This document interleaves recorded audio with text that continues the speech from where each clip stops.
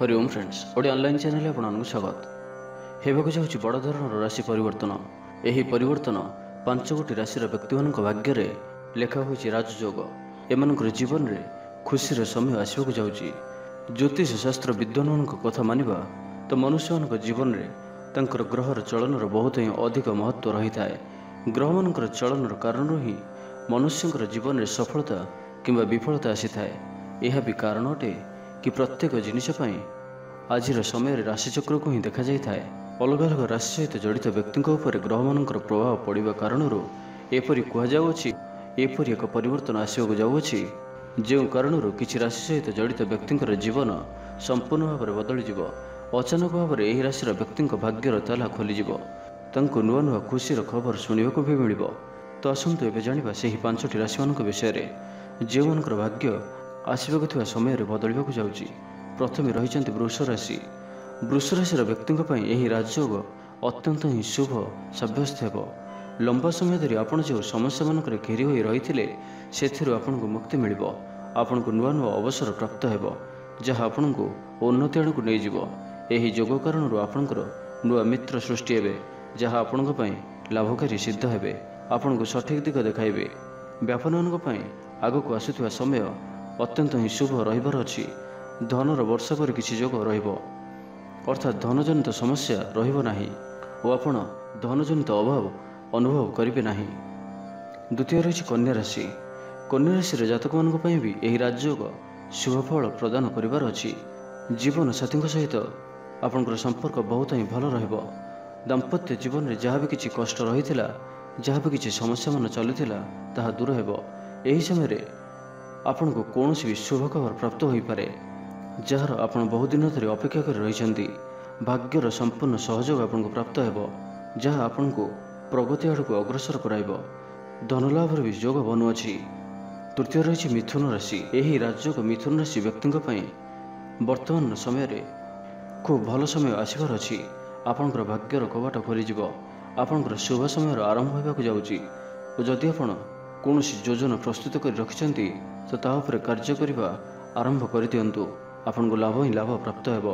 माँ लक्ष्मी आशीर्वाद आपण चाकरी और व्यापार दुईटी जाक क्षेत्र आग को आसुवा समय आपण लाभकारी ही रुहीं को ही धनलाभर जोग बनुअछि। जदि आप लंबा समय धरी प्रमोशन अपेक्षा रही तो यही समय आपन को ताहा प्राप्त हो पारे।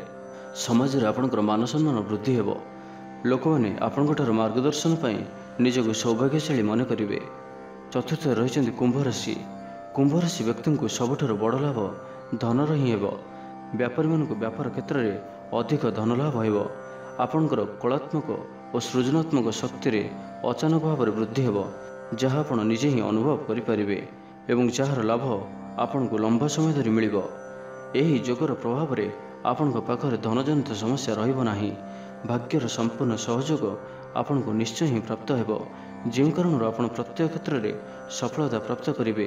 आग को आसुवा समय आपण समय बहुत ही भल रहिबार अछि। शुभ समय आगमन होगा जाऊँगी।